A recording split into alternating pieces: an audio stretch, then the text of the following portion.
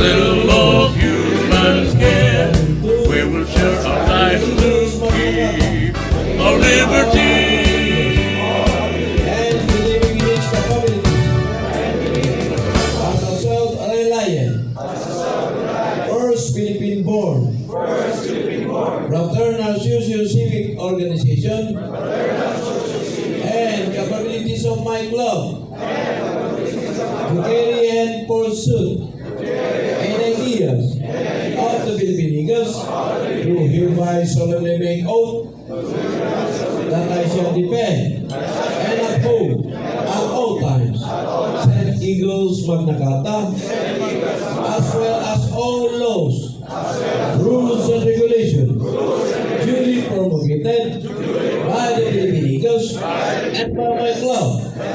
And I shall consciously uphold at all times the Eagles de la Ganesa and moral code of ethics as the ultimate measure of my conduct and judgment relative to my dealing with my club, with my region, with my national fraternity, and with my fellow Eagles.